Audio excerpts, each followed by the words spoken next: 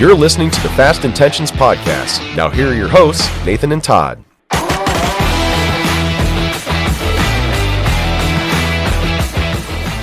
Hello everyone, welcome back to Fast Intentions, episode number 33. I'm your host, Nathan, the host with the most. And once again, I'm alongside my co-host. He also happens to be my father, the man who helped raise me, Todd Farrell. How are you doing, my man? I'm doing well, thank you. Very high up tonight. For that fine introduction there, Nathan. Sorry to cut you off. Very high up there in your high horse chair. Well, yeah. So it's the only chair in your room that's not covered with cat hair. So that is true. Video podcast coming soon, by the way. Oh, just going to leave that out there. But anyways, we're back. It's been a week. So and our fronts. Yes. So that means we have to record another episode of Fast Intentions. We don't have to. We want to. There you go. Give me some, brother. Woo. That's why did we both say woo at the same time? For all our wonderful viewers out there, or listeners, there will be viewers eventually. Excuse me. All 7 of them. All 6 of them. I just looked at the YouTube. We went down a subscriber. What? We're at 33 again. Who was it? I feel like we always have this conversation. Come clean. And then whoever watches this, they're going to notice we called them out on it, and they're going to go back up to 34.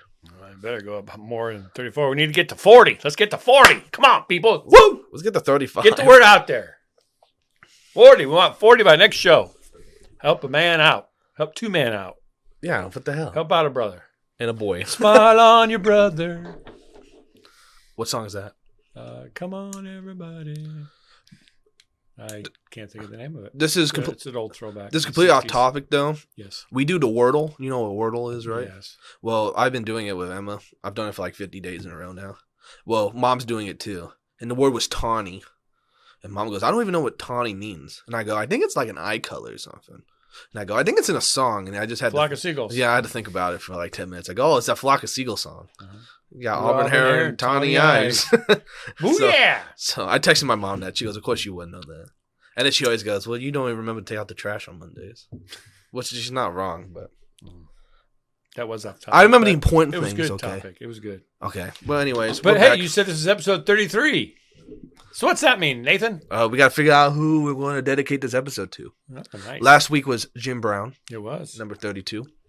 So Hall of Fame. We were deciding between basketball. Legend. Yes. We were deciding between basketball, football, and baseball. Mm-hmm. Well, this week, one sport seems to be kind of leaning in favoritism. Figure skating. So, yeah, I don't think they wear numbers in that sport.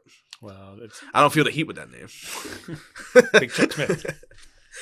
Don't joke we understand. Yeah. All right. Inside joke. Yes. Best players to wear number 33. I have 11, and you say you have 10. All right. Well, you want to go first? No, you go ahead. We'll just cross-reference. Should I do my worst? Like my lesser known to my... Just... Larry Bird. Yep, I got Larry Bird.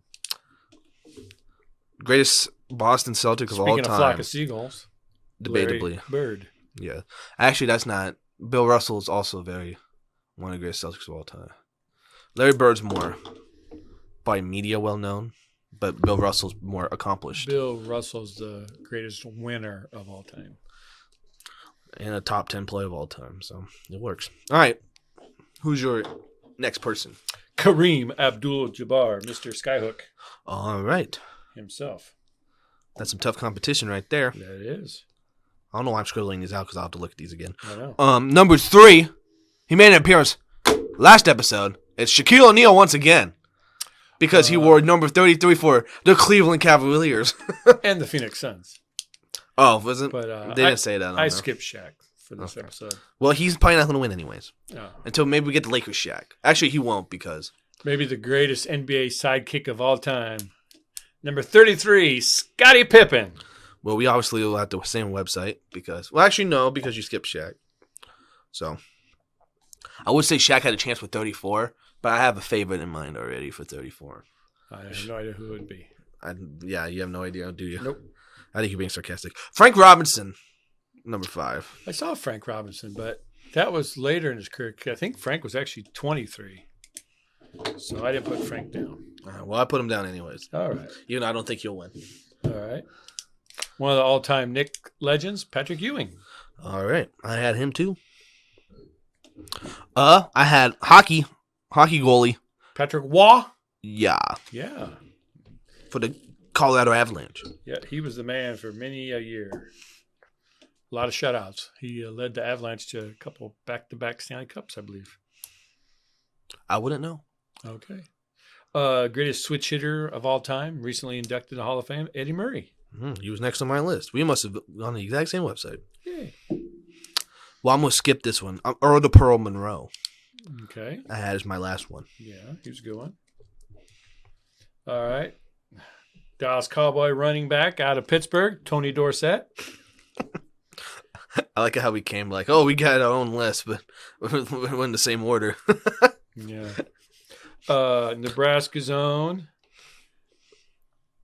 Played many years for the San Francisco 49ers. First player to get 1,000 yards rushing and receiving. Roger Craig. Davenport, Iowa's own. I didn't have any more. Okay. Last NBA person I had was Alonzo Mourning, all defensive player for several years. I did see him on there. And then a throw in because you love him or you hate him. Number 33 from the Oakland Athletics, Jose Canseco. Big Swole. Big Swole. Him and Mark McGuire, the Bass brothers, for several years. So, to me, I would say it's either Patrick Waugh, Larry Bird, or Kareem Abdul-Jabbar. Would probably be my three finalists. What say you, Nathan? I would concur. Because Patrick Ewing and Scottie Pippen are very good. But Kareem Abdul-Jabbar and Larry Bird are the top tier of the NBAs, I would say. Yes. So, I don't know. It depends. More people probably know who Larry Bird is. Like I said, because media, he was more of a face, being the white guy that could shoot really well. I'm going to throw you a curveball here. Here it comes. Oh, you swung and missed. It's hard to decide between Kareem and Larry which one's maybe the better all-time player.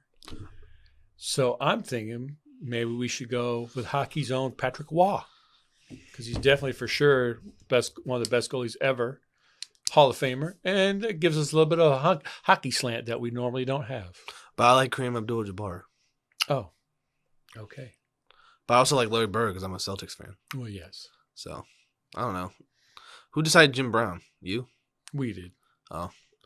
We should make note of this and take turns. Oh, you picked, so then I'll be the deal breaker. We have to have some sort of agreements. These are the two that are, up for it, but someone can make Is that a word? Come to an agreement. An agreement. An agreement. So. Well, you're the editor of the podcast, so I guess you had the final say, because even if it's... Well, I type it in the description now, and sometimes I go, who the fuck did we decide? So I have to think about it. I had to think about Jim Brown. You should put all the socials in our comments sections, or what's the section below? The description? Yeah, we should tag all our socials in there too. It is on YouTube. Nice. Well, it should be on everything. Well, I don't think about it on the podcast. Oh, I see he wrote Larry Bird and put a box around it. Yes, I decided Larry Bird. Oh, okay. Because I'm a Celtics fan, and give me 1 sec.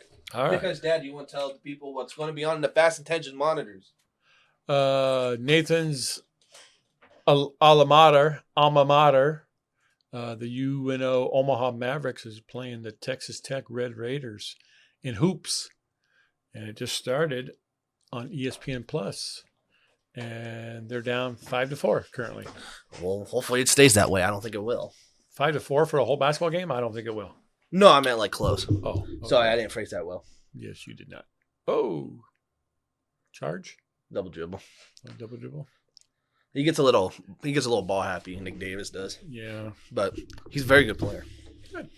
All right, so we kind of got a lot of topics and a lot of different sports. So I don't know where you want to start. I have baseball, football, NFL. I have NBA, and then I have college football. Oh. So. Well, let's start with the top of your list. Well, I just wrote baseball because this is the stuff I kind of know most about. All right. So we'll start with Mr. Shohei Ohtani. Mr. $500 million himself, hopefully. Whoa. So. How about Swole? Big swole, yeah. He's a big ass dude. But You know what's swole about him is his pocketbook or his wallet. his pocketbook and his wallet, yeah, it's about to be. Do you know who He looked like George Costanza. We're not You see going that to. episode with George's giant wallet? That's what's hurting your back. No, I don't think He so. tried to put one more receipt in there, and the whole thing blew up. All right. Well, Yada, we're not going to talk. yada. We're not going to talk necessarily about like Ohtani, who could potentially sign him. We're going to talk more about the free agency aspect of it. I'll get to it because I don't know if you've noticed, but Ohtani said he wanted to keep his free agency decision very private. Yeah, I can see that. He told teams he didn't want to hear anything about it, and if teams were to go around blabbering about what they're doing, he's more likely not wanting to deal with them because I don't know, just the way he wanted to do it. So right now it's the Angels, the Blue Jays, the Cubs, and the Dodgers, and the Giants. They didn't say Giants on this website, but I knew they're in there, so I kind of threw them in there at the end. Well, they're keeping it quiet like he wanted. Yes, exactly. But Dave Roberts today at one of the meetings talked about how they met a few days ago. And people were tweeting them like, isn't that kind of what Ohtani told you not to do? Like, talk about it. So people are like, ooh, Dave Roberts. But ESPN and stuff were talking about Shohei on like First Take, you know, because Stephen A. Smith's got to talk about everything. But ESPN also wrote an article about this. Shohei Ohtani's secretive free agency is a missed opportunity for him and Major League Baseball. Pretty much they were all in disagreement. Like, you know how baseball, the younger demographic doesn't care about baseball. It's not as hyped up anymore. They're all stuck in their ways. They don't like promote like their players or anything. Yeah. Like Mookie Betts, like he does a lot of bowling and stuff. He could be like a cool face of baseball, but it just doesn't really work like that. It's kind of like the media talks about the Yankees when they get eliminated from the postseason. And then they don't talk about anything else.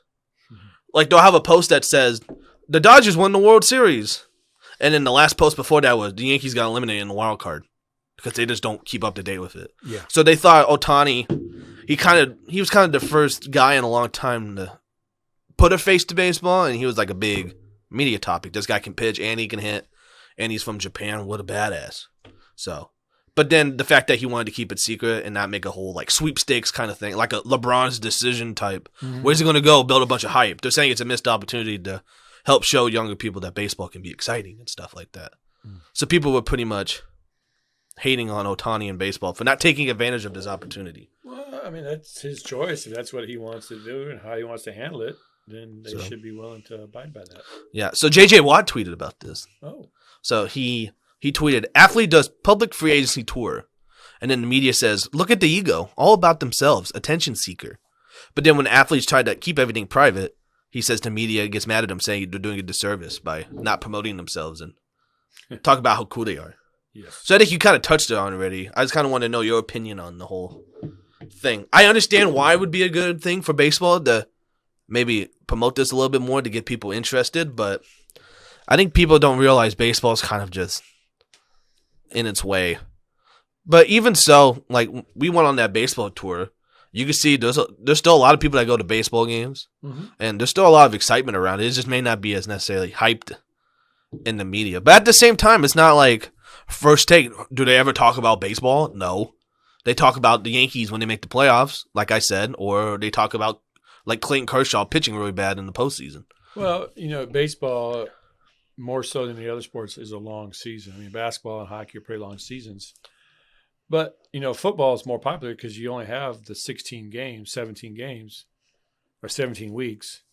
I mean, so you get limited opportunities to see your team, and if you only watch them at home, you might only see them 8 times a year.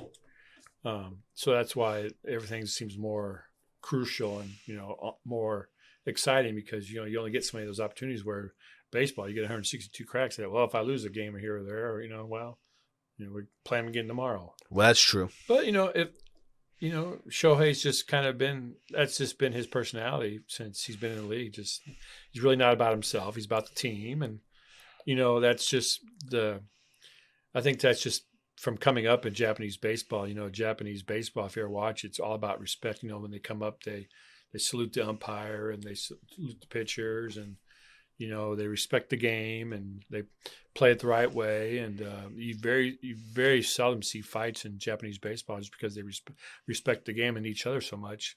So that's probably just part of his maturation, just, you know, respecting the game and just just didn't want his personal life and his potential, salaries or,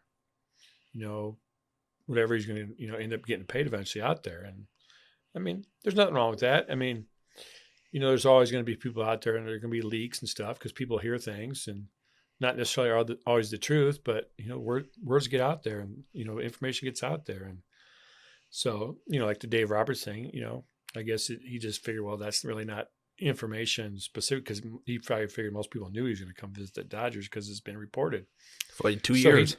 So he just confirmed that. I mean, he didn't really talk about contract numbers and stuff. And I would guess that's probably what Shohei's mostly worried about, just getting the contract numbers out there. He wants to probably keep that down low as much as possible. All right. Well, I kind of agree with the same sentiment as you. I mean, if he wants to keep it secret, why not?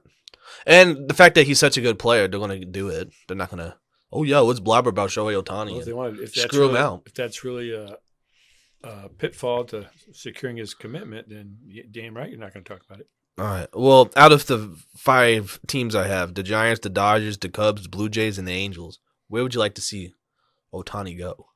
Oh, I don't know. It'd be interesting if he did end up in Toronto because that'd be a whole different country, and that I don't know if that would make Shohei mania even that much more, elaborate. Especially he'd have the whole country support. I know I don't know if we talked about it last week, but there's a thing on X when it came up, and they would run through a bunch of hats, and you screenshotted it. And when you screenshot it, that's the team you pick. Well, I got the Blue Jays when I did it, so. Oh yeah, and I said, ew. But I don't know. It'd be interesting. I could kind of see the Giants as maybe a dark horse, maybe coming out of nowhere to sign him. It's a big market, but it's not a huge market, and maybe he doesn't want to be under the crush of L.A. and New York. Maybe he just wants something a little less, pressurized. I don't know. I'd say San Francisco would be a good landing spot for him. Out of those, especially with that bay out there. Out of those, I'd like to see the Giants.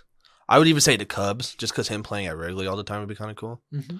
And then the Cubs are, probably one of the most historic franchises in baseball. I really don't want to see him go back to the Angels because that's that's just going to waste his talent over there. No offense to Angels fans. I don't really see that happening. Well, I think if he wanted to stay loyal, that's kind of why. Yeah.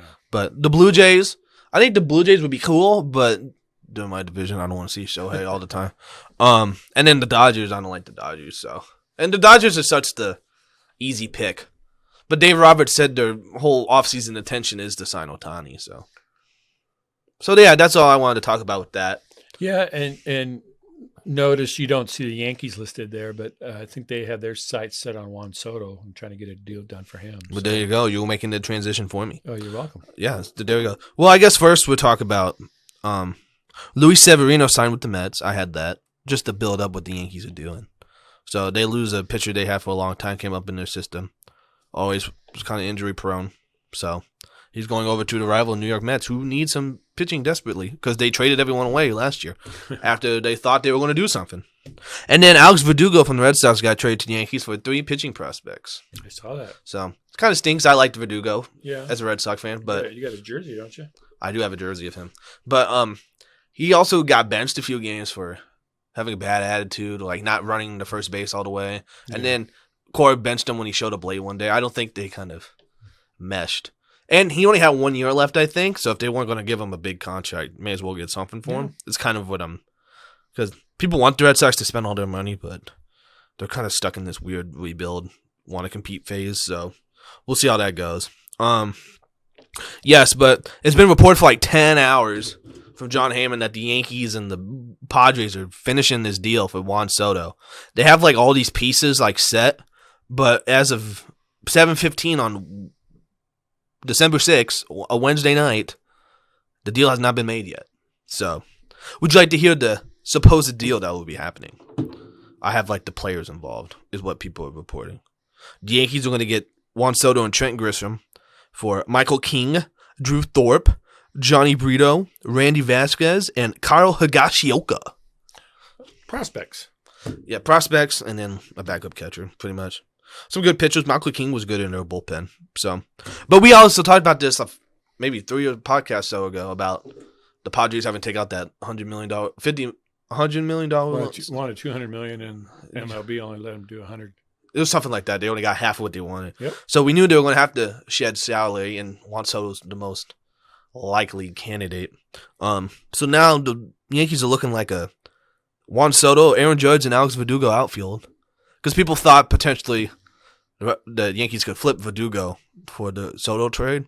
And a bunch of the Red Sox fans would have been pissed. You're going to give them Verdugo to give him a guy to go get Juan Soto, and then you're going to have to play him. Well, once he's on another team, you can't really control what they do with him. Well, the kind of the rule that you don't trade valuable pieces to your straight up competitors. You would like to send them to like the other side of the league. The Royals traded Nicky Lopez to the Braves, and then now he's got traded from the Braves to the White Sox. So he's going to be back in the division.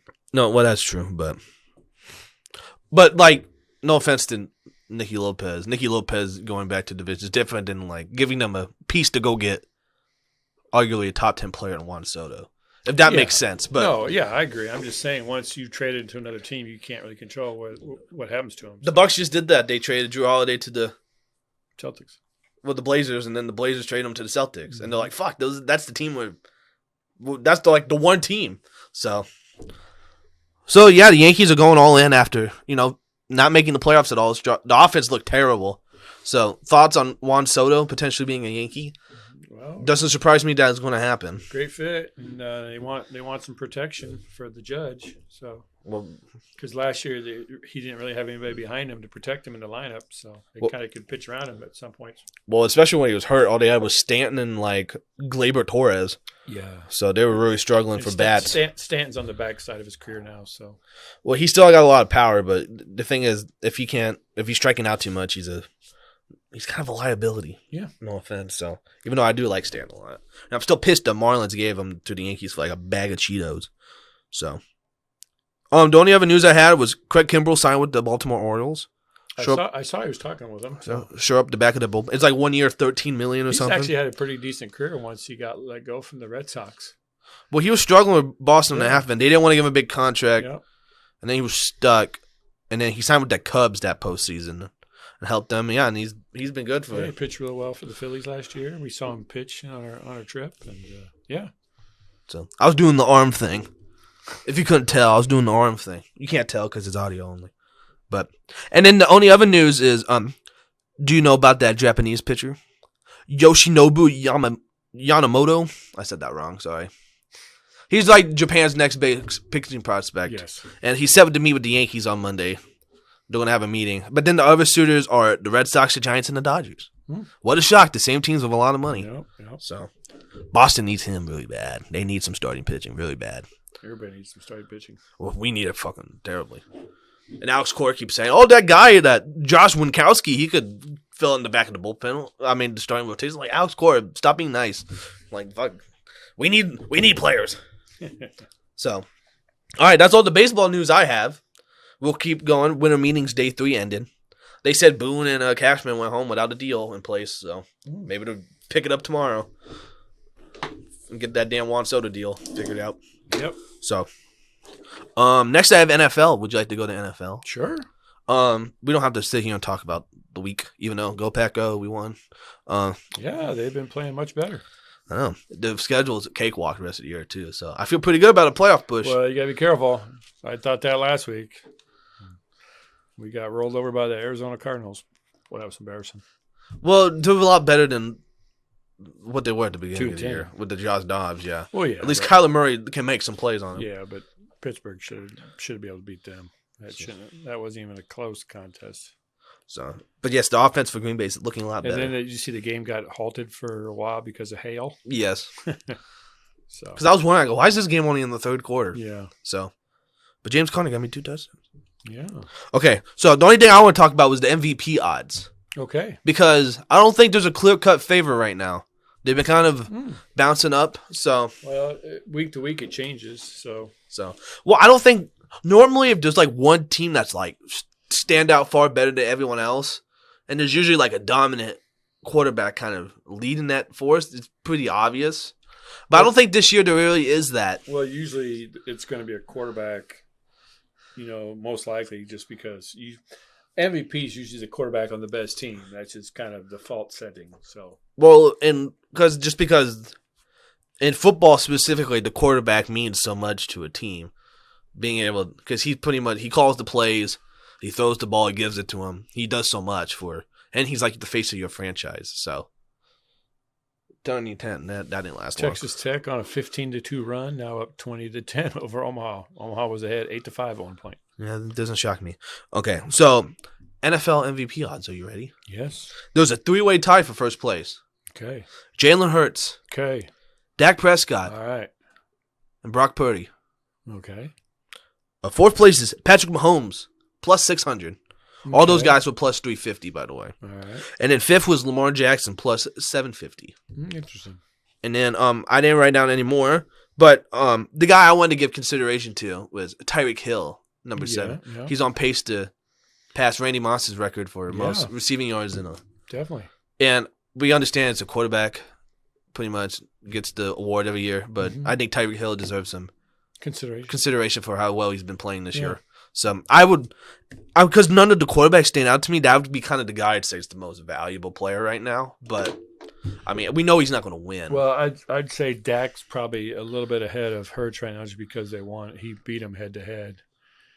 And then if San Francisco keeps playing as well as they are and being dominant, Brock's always going to be in that conversation.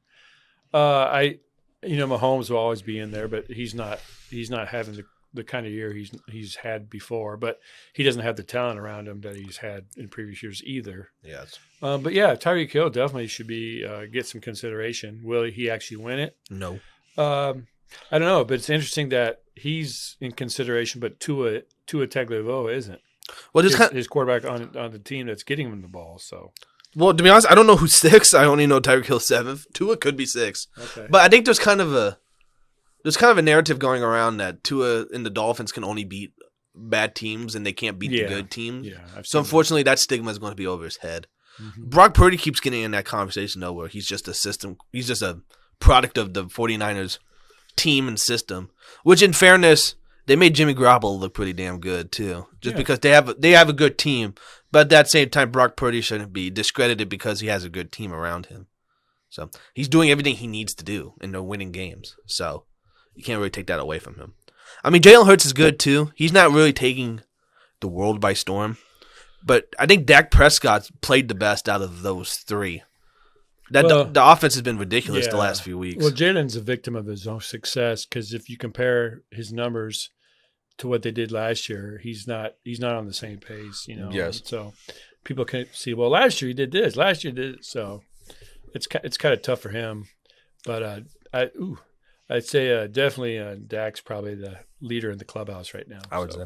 Yeah, and then we could talk about Mahomes. He doesn't have weapons at all around him. Well, besides Travis Kelce, but he's getting doubled every play. And then the only guy that really looks good, Rashee Rice looks pretty good. Mm-hmm. Every now and then you have a few moves, but like Sky Moore hasn't turned into nothing. Yeah. Marquez Valdez-Scantling, he'll be open for journeyman. He'll be open for a deep ball every now and then, but that's kind of all he's for. I'm sure the Chiefs will be in the receiver free agent market definitely next year. Yeah. Well, they got to give a shout out to Pacheco. If he hasn't been so good, that offense could look a lot worse than what it is now. Yeah, and then you see that Christian Watson, he's like the second string tight end. They're using him more in sets and going double tights and stuff, and he's had some decent success. Grabbed a few touchdowns. So they'll definitely be in the receiver market. He even dropped the pass last week. So yeah, so I think it proves Superman can't do everything, Mahomes. So, but even if he does something really bad, did you see Chris Collinsworth made a comment about it? He goes, I won't talk about Mahomes so all the people won't be on my Twitter again. I like Chris Collinsworth. He gets a lot of shit, but I think he's pretty good. So, NFL-wise, that's all I had. Unless there was any pressing games or stuff you want to talk about. The 49ers beat the boo-bah out of the 49ers. No, I just that's a good tie-in because Patrick Mahomes went to Texas Tech. No, I just thought you might want to talk a little bit about, just the Packers and how they, played real well. There's a couple of questionable calls towards the end, but, I didn't think there was nothing too flagrant to be called or not called, and good win for Green Bay. And A.J. Dillon ran well. The offensive line blocked really well, and receivers stepped up. So, yeah, Green Bay just looked like they're kind of rounding the form. Looks like it took Jordan Love a few weeks to kind of find his footing. And, he had some guys in and out of the lineup for a while, but it seems like they've kind of got those guys back. And so, yeah, he's playing with a pretty good complement of guys around him now. And Green Bay's looking good. Did you want me to talk about him? If you want. Okay.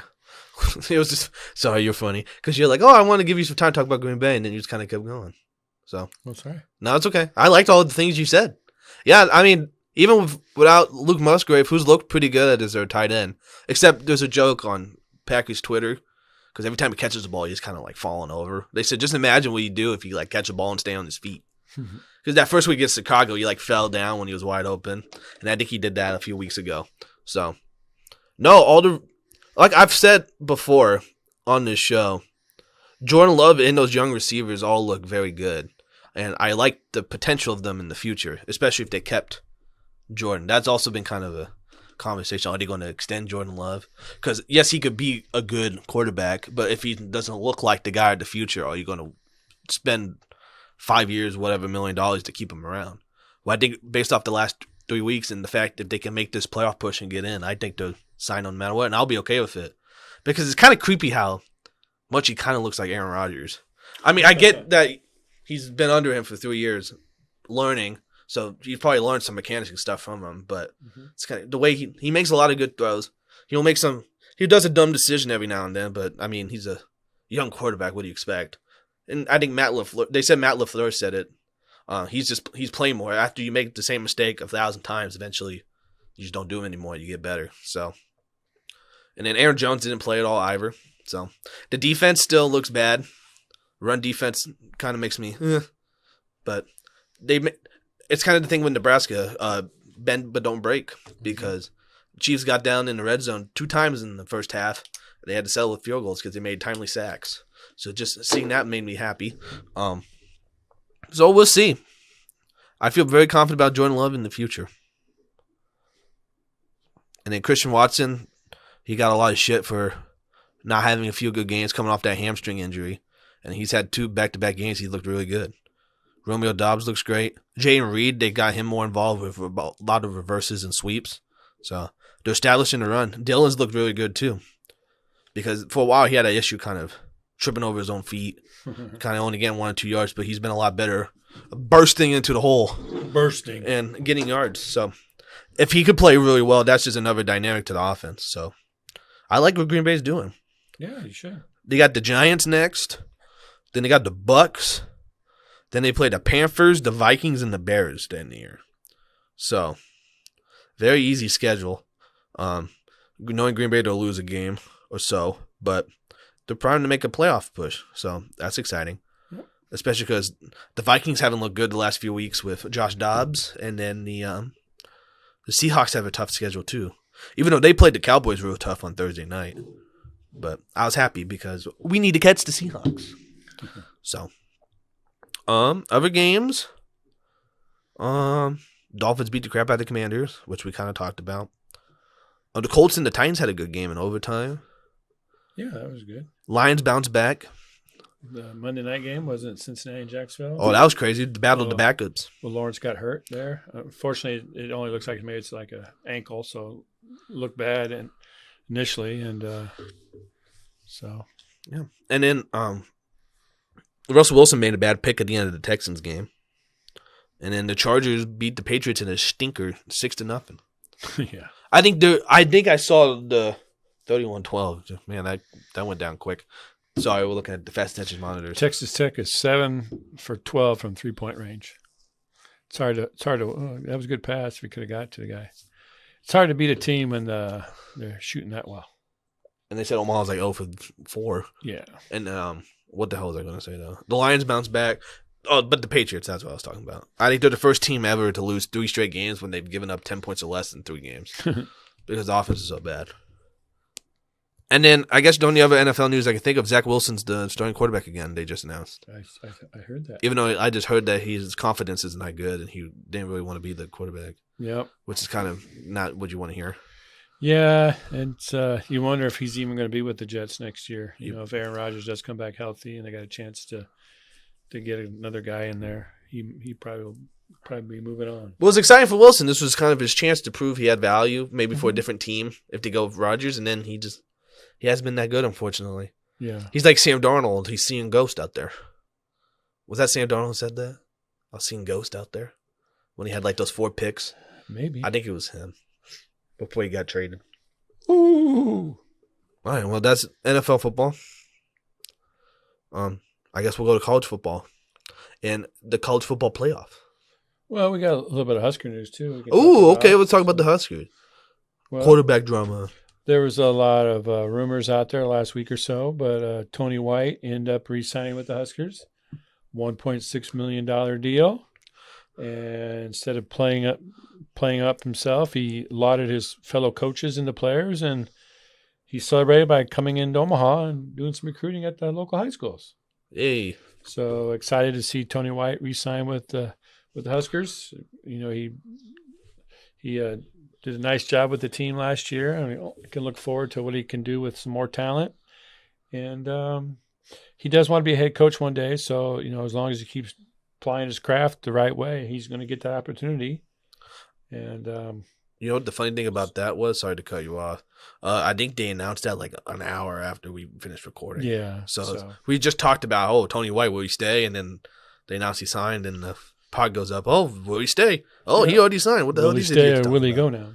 Yeah. And then linebacker Nick Heinrich, who could have had a COVID year, decided to hang up his cleats. He had put out a statement, say he talked to his parents and just decided that he was very appreciative for the career he had at Nebraska, but it was probably just time for him to give up football and move on to a different chapter of his life. So, it's a decision that comes for probably 96% of the college players that, that point comes, here and there where you just got to decide where, you're not going to play football ever again. And so it had to be a tough decision for Nick, but, he was confident he made the right decision, and he had the backing of his family and friends. So we appreciate all Nick's efforts and wish him well.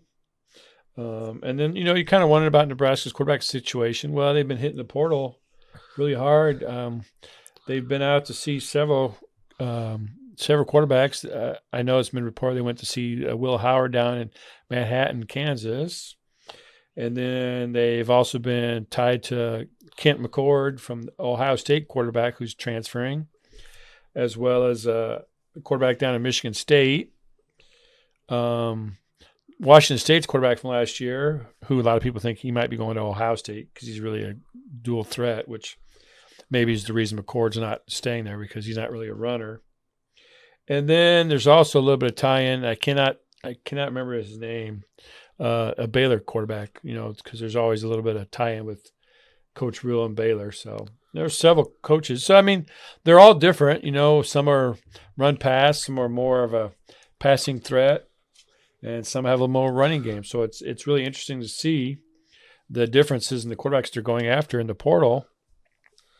And it makes you think that Nebraska might be tying their offense to whatever the quarterback they get does well.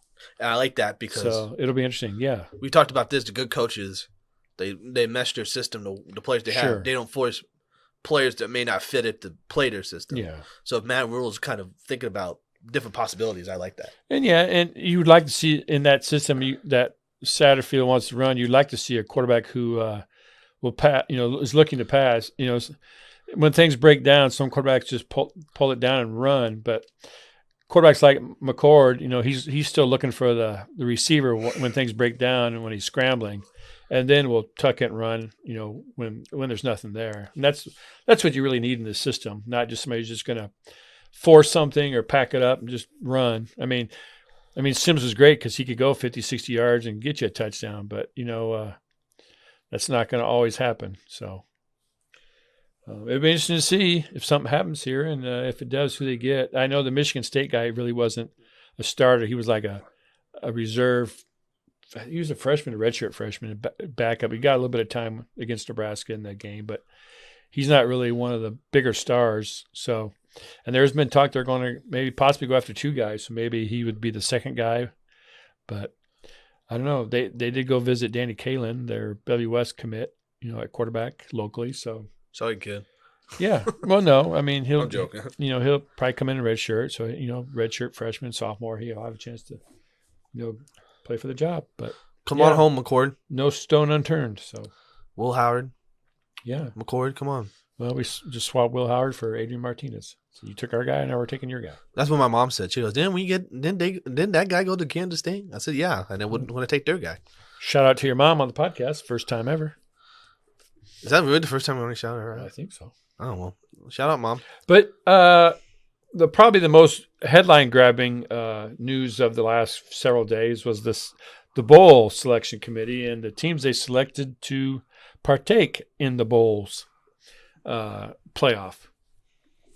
You had Michigan and Washington, both teams undefeated, so reasonable selections.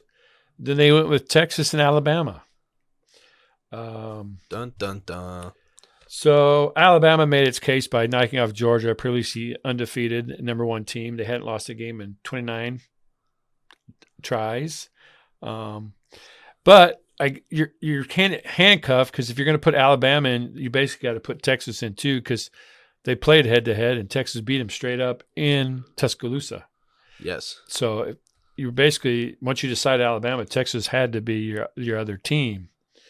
Now, Georgia, who had been #1 team all year, lost, in a close game. They were left out. They fell all the way to 7th, I believe. But the team that had the biggest gripe, and I kind of agree, was undefeated ACC champion Florida State Seminoles. 13-0, and they got left out. No undefeated Power 5 school has ever been left out of the playoffs. Now, you're going to have issues when you have 4 slots and 5 Power 5 conferences. So you're going to have 5 champions, but you only have 4 slots. So somebody deserving is going to get left out. But all these other teams have these other teams that got in, Alabama and Texas, have losses, whereas Florida State doesn't. And so then you have to weigh the balance of their wins minus their losses against the undefeated Florida State team. And I'm not sure, they talk about the Seminoles' weak schedule, but I mean, you can't control your conference foes and how good they are or how good they're not. I mean, yeah, you can have a little bit of control of your non-conference schedule, but most of those games are scheduled pretty far out. And so it's kind of hard just to pick a matchup with a really top 10, top 15 team like a year before and set it up. It just doesn't work that way. Yeah. I mean, the main reason I think why, too, was the whole Jordan Travis thing's out for the year, too. Because you can't deny the fact that he was a great player for him. Probably the reason why they were undefeated. Even though he would disagree if he had that tweet that I have saved. I don't know if you saw it or not, what he tweeted after they didn't get in. I did see it, but I didn't write it down. I have it saved if you would like me to read it. This is quote, "I'm devastated, heartbroken, and so much disbelief right now. I wish my leg broke early in the season so y'all could see this team was much more than the quarterback. I thought results matter. 13-0, and this roster matches up across any team in those top 4 rankings. I am so sorry, Go Noles," is what he tweeted. Yeah, and I don't understand. Okay, their starting quarterback's out, so they're going to penalize the team because he got injured. Well, they're down to a third-string quarterback, and they still won the ACC over Louisville, who's a pretty strong top 20 team. Yes. And they rallied behind him and won. I mean, to me, you should give a team some credit for that, not hold it against them. I mean, you can't control injuries. Yeah, Jordan Travis would have made him a better team, but you can't play games with the guy who's not available. So they went to their second string guy, Tate Roden. I can't think of his last name, Rodenhauer or something like that. He got injured, so they went to the third string guy, and he did what he had to do to lead him to a victory. And why you would penalize a team because they had 2 guys get hurt at the same position is beyond me. I don't get the reasoning behind it, and it seems like it's backwards to me. Yes, and it takes away the point of what the hell they played all those games to win, and then you're just going to negate it from them because they lost someone at the very end. Yeah. Like, it just makes the regular season worthless. And you know the whole reason they wanted it is because they didn't have an SEC team in there. They had to have some sort of SEC representation after Georgia lost. So Alabama was the next team.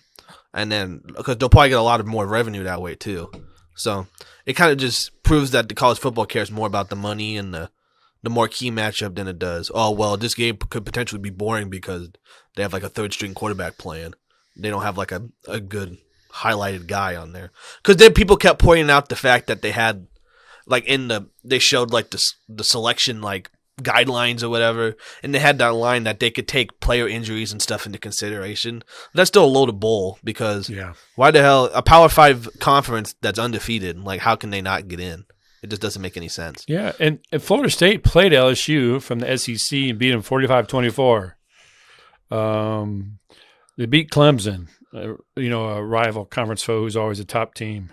Beat Virginia Tech, Syracuse, Duke, who's had a good year. Pittsburgh, who was kind of up and down. They beat Miami of Florida, their rival. They beat Florida, who's always a top team in the SEC. And then, of course, like I said, they knocked off Louisville. I mean, so they say their schedule's weak, but I don't get it. It's not like, it's not like the SEC ever gets bumped for that week 12 week where they play all their cupcakes, so they can get ready for their rivalry games. I just don't understand it. And Coach Norvell put out a statement. He said he was, quote, disgusted and infuriated. And then he went on to say, what is the point of playing games? Mm-hmm. And I agree, it just doesn't make sense, and yeah, all these other teams, had arguments. I mean, even Georgia's had an argument to be in there.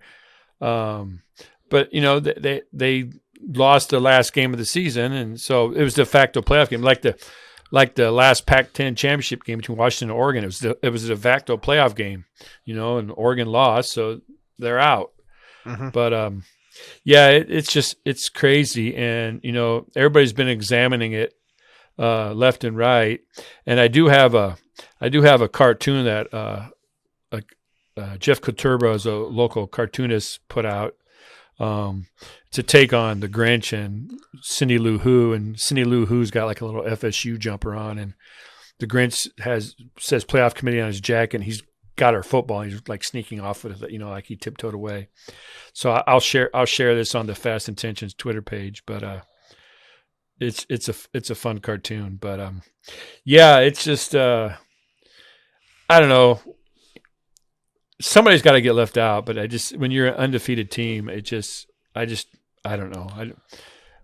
I don't see how you can penalize a team for having, an injury and still persevering. I just don't get it. I agree 100%, Father. And also here I have Alabama, if we want to talk about strength of schedule or meaningful wins. Someone posted Alabama, they lost by 10 to Texas, as we noted. We watched that in Chicago when we went to go see the Packers game. Yeah, I saw that game. And Texas pretty much dominated them. I mean, they had them covered the whole time. Well, it was just back and forth. After a while, they couldn't keep up with Texas scoring. They only beat Arkansas by 3. I just posted that photo on the fintentionspod X page. There you go. Yeah, I still hate that it's called X. It's so stupid. They beat Arkansas by 3. They only beat Auburn by 3. And then they only beat Texas A&M by 6. And the combined record of Arkansas, Auburn, and Texas A&M was 17-19. So, if they want to talk about strength for wins or whatever, I think it's just a bunch of crap. It's just they wanted the marquee name in there. And so they're like, Florida State lost their marquee guy, so this is just an excuse to go put the SEC team in there. It's going to make us a lot more money. So it's just a load of bull. And then someone shared a post. I don't remember what college coach talked about it, but it's when the college football committee formed. He goes, well, all these people that are making these decisions anyways, they've never played football. So like, it was Mike Leach. Was it Mike Coach Leach? Yeah. Okay. So that post kept going around like, well, why the hell should we listen to these guys? They don't know anything. So. Yeah. And this thing's being dissected every which way. But right now I found a post. It's a report that says, new evidence shows ESPN crew members potentially knew the college football playoff rankings before the public.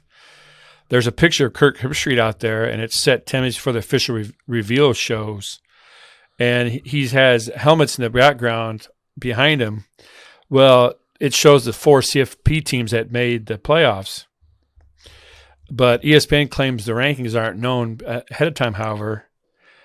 But if you think it's coincidence, it's not, because 5 days before that, there was a Florida State helmet in the same spot on that board where Alabama's helmet is now.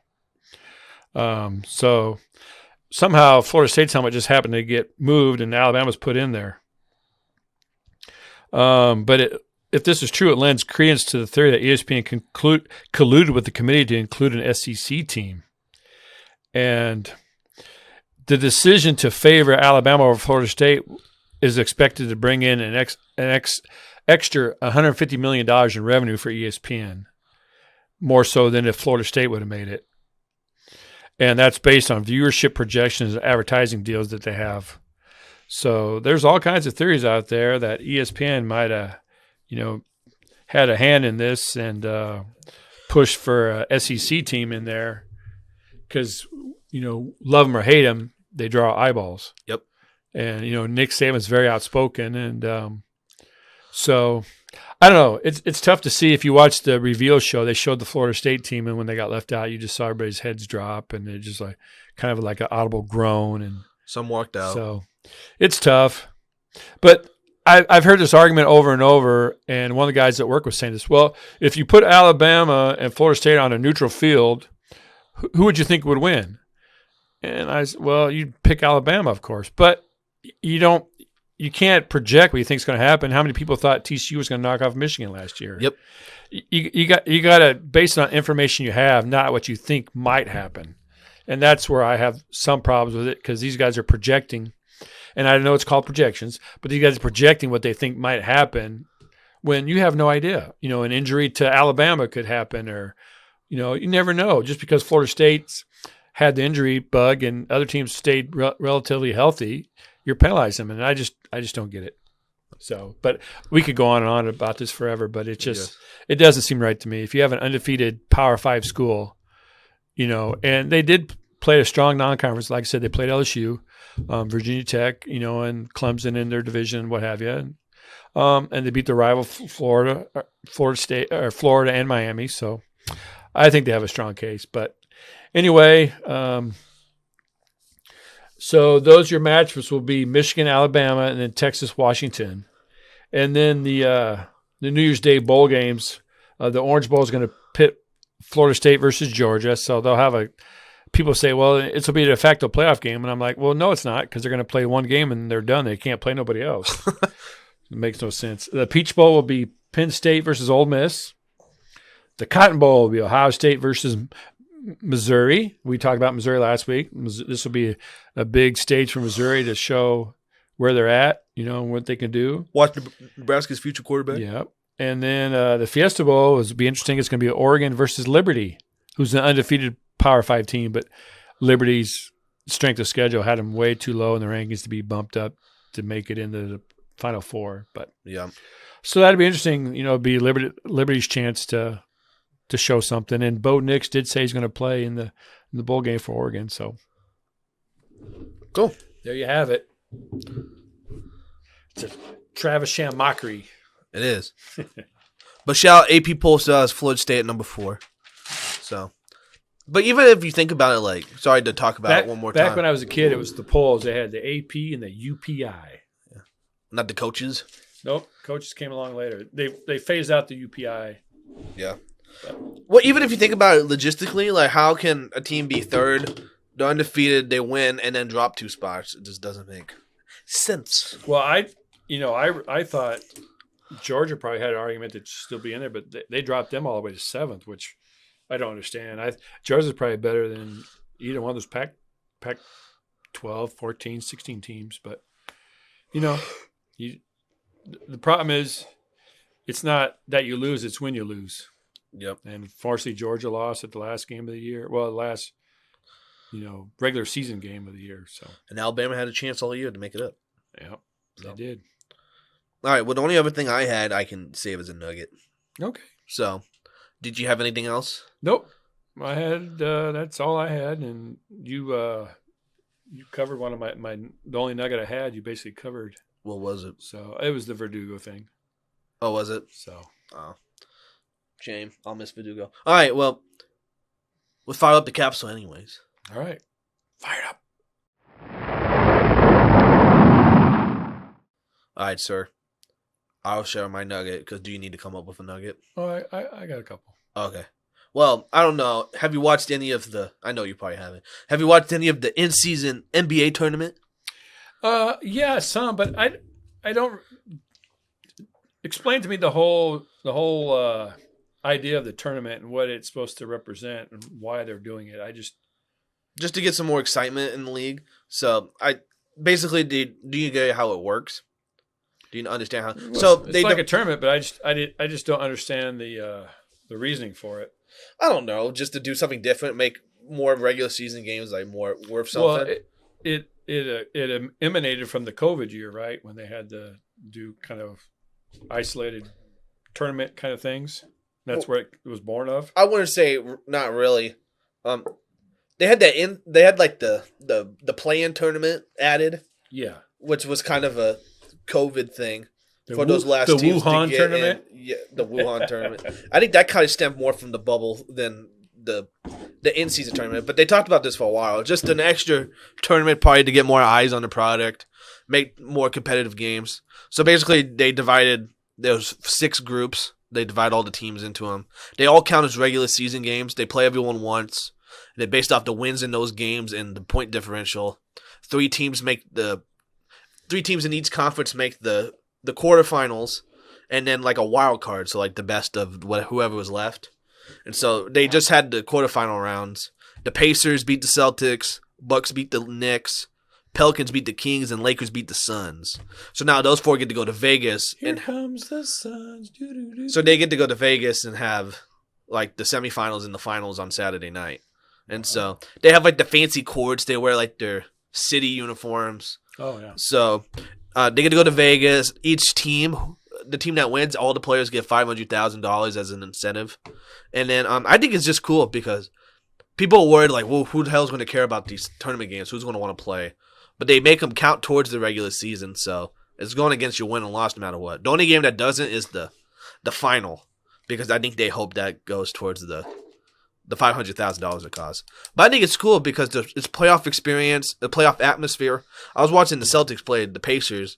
No offense to the Pacers, but they are projected to probably be NBA Finals contenders. But they're a young team. They score a lot, and they had that whole city hyped. Like, the crowd was going crazy. The players were going crazy on the bench. And it was just a fun atmosphere. They even asked Jason Tatum afterwards, like, what's that mean? Like, do you not care? You don't go to like the Final Four in Vegas or whatever. He goes, man, I want to go to Vegas, have a chance to win money. Like, who wouldn't want to? He goes, it fucking sucks, is what he said. So I think people are kind of making fun of it, but I think it's a good way for teams that may not get postseason experience to kind of play in a setting just like that, play like a single elimination game. A lot of hype, kind of test yourself, see where you are with other teams. So, and they were, I don't have any of the stats or anything, but they said viewership's up a lot on those games.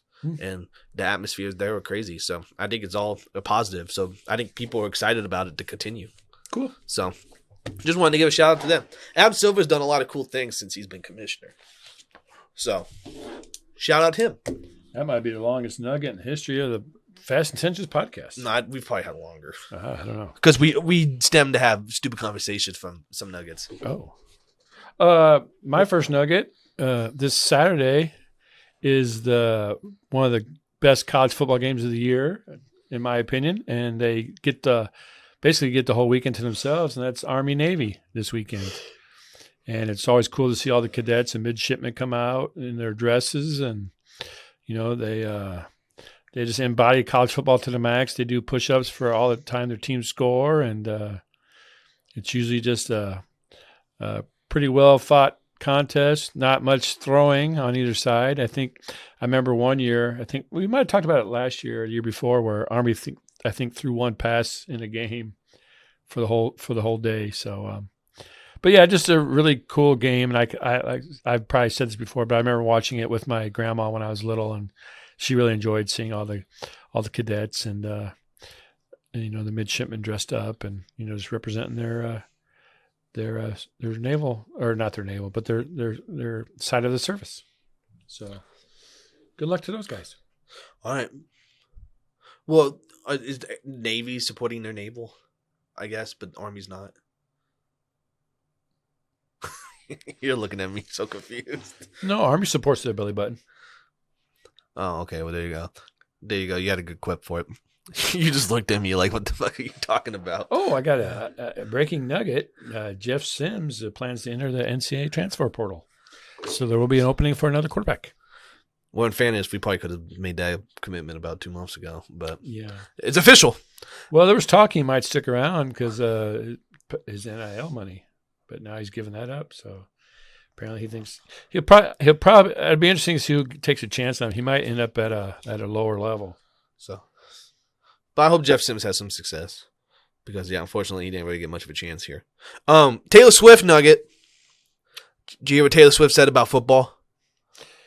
Well, if it's anything like the sign I saw at the Packer Chiefs game Sunday, it said, "It's a love story." That was a good sign. That was a good sign. She said, "Football is awesome, it turns out. I've been missing out my whole life." Welcome to the show. A little late, but welcome to the show, Taylor. And she also said, they talked about how she's on TV all the time and how they're overhyping her. And she's like, well, I don't know how they know what suite I'm in. There's a camera like half a mile away. And you don't know where it is and how many times they shoot you. I'm just there to support Travis. She goes, I have no awareness if I'm being shown too much and pissing off a few dads, Brads, and Chads is what she said. So, there you go. Taylor Swift doesn't care. She just wants to support her boyfriend, okay? Leave her alone. There was a cool screenshot online where there was a Chiefs fan in the box next to her. And so he's like backed up to the window and she's like leaning up against the window behind him for him to take a picture. So that's pretty cool. She's, it's a little overdone with her at the game, but she is very cognizant of her fans and is very, very good about, photo ops and all that. So I will give her props there. Well, you could blame her fans too. They're probably the reason why they show her so much because the Taylor Swift fan base, that's a big fan base that could have a lot of potential income. That's right. So that's right. Shout out Taylor Swift. I'm so glad she got to watch our man Jordan Love play so well. Footballscoop.com is reporting that NIL is considering in-game donations. So you could be sitting there watching your favorite team play a game and say, hey, I like that guy. I'm going to donate some money to his cause. And so you get on your phone or app or whatever and shoot $10 to whoever you want. That's kind of cool. Interesting concept. Bill Bush, former Nebraska coach, is one of the faces behind the idea. So interesting. I like that. You make a really good catch at the end of the game to help us win. Oh, I'm going to give that guy $5 for that. There you go. That's kind of cool. I like that. Well, I don't have any more nuggets. That was mine. Okay. I just like Taylor Swift in in-season NBA tournaments. Oh, right here. Mike Gundy's son has just entered the transfer portal, the Oklahoma State quarterback. So that's interesting. Well, I actually did come up with another nugget just off the top of my head. All right. If you want to keep talking to fill the gap. Yeah, that's interesting that your son would jump into the portal. So does that mean his dad's going somewhere else to coach? Interesting. I don't know. We'll have to see. Okay, I found it. So, okay. Colorado State track and field. Do you know a whole lot about it? No. Women's track and field? No. Well, someone just broke the shot put record with 18.5 meters. Wow. And that person happens to be Brock Lesnar's daughter. Oh. At Colorado State. So there's a bunch of posts showing Brock Lesnar's family keeping the tradition alive of being freak athletes. So the beast incarnate. Yes. Brock Lesnar. I did watch a video last night in closing showing all the onliners and the people in this audience reacting to CM Punk showing up at Survivor Series. So yeah, kind of took me back to when Luke Skywalker showed up on The Mandalorian. So would you call them streamers and livers? What Did you say livers? No. What did you say? I don't remember. I thought you said livers. Live streamers? I don't think so. Okay. Well, I'll have to listen to that again. Well, tell all the good people out there, Nathan, where they can find us. Okay, I'll do that. You can listen to us on Spotify and other places where you can find podcasts, except fucking Apple. Woo! Good job, Ric Flair. If you're on there, please like the podcast. Rate us 5 stars and perhaps leave a comment telling us we suck or that we're really good. Hopefully that we're really good. But if you have any feedback, please let us know. Yeah. Hit us up. We also have a YouTube, Fast Attention Podcast. Please listen to our videos there and like them or comment there too. We're going to have a video podcast soon, so you'll be seeing a lot of video on there. We'll probably keep audio on Spotify, and then we'll probably do video on YouTube. So check that out. Hopefully next week we could have that going. I think we can do a video on Spotify. Well, we can, but I don't know. Watching Spotify video is kind of weird. I don't know. I'll have to see how it looks. Well, you can still listen to it, and if you want to watch it, then you watch it. Otherwise, you just still listen to it. But that's true. You could do that too. So we'll see how that goes. And then we have Twitter at fintentionspod. You can go there and follow us. You can look at that Cindy Blue Who. Coo. You can look at Cindy Lou Who too. Yeah, on Twitter. You'll see that post, and if I decide to retweet something and like it, usually, sometimes I'll just see something and go, "Oh, that'll be good on the podcast page." Retweet. So, Nathan and I are considering making a Facebook page for the Fast Intentions podcast. Oh yeah, we probably will do that. So keep a lookout for that. If you have any ideas or thoughts on that, we'd appreciate them, or we'd love to hear them. So, we did get one final comment. Oh, did we? Yeah. It says, Nathan, you're a good-looking guy.